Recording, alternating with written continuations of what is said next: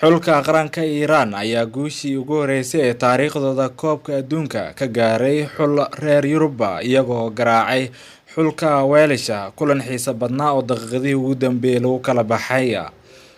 xulka Iran ayaa si dardar leh ku bilowday ciyaarta iyagoo ka fiicnaa xulka Wales kuwaasi oo ku dhibaatooday in ay wax fursad ay sameeyaan.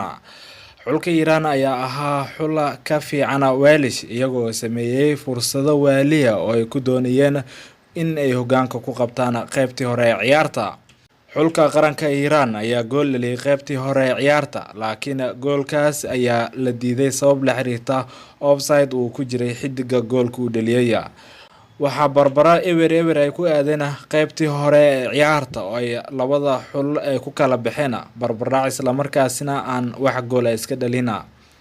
qaybta dambe ciyaarta ayaa xulka qaranka Iran sii waday dardargelinta iyadoo cadaadis saaray xulka Wales kuwaasi oo ciyaaray weerar galcalisa.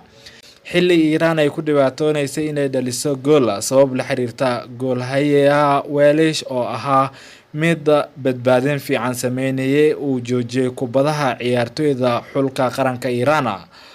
ciyaarta markay mareysay 86 daqiiqo ayaa kaarka rosa loo taagay goolhaye Wayne Hennessy kaasi oo ahaa midka la ciyaaray xulka Iran isla markaana ka joojiyay fursada ay sameeyeen ciyaartoyda xulka Iran.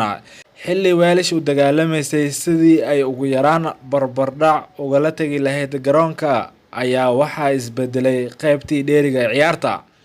daqiiqadii 90aad iyo waqtiga dheeriga lagu daray ciyaarta ee 8 daqiiqo ayaa xulka Iran dhaliyay goolka koowaad ee ciyaarta, waxaana uu dhaliyay xidiga lagu magacaabo Kashmi kaasi oo hoggaanka u dhiibay xulkiisa Iran ciyaartana ka dhigay 1-0.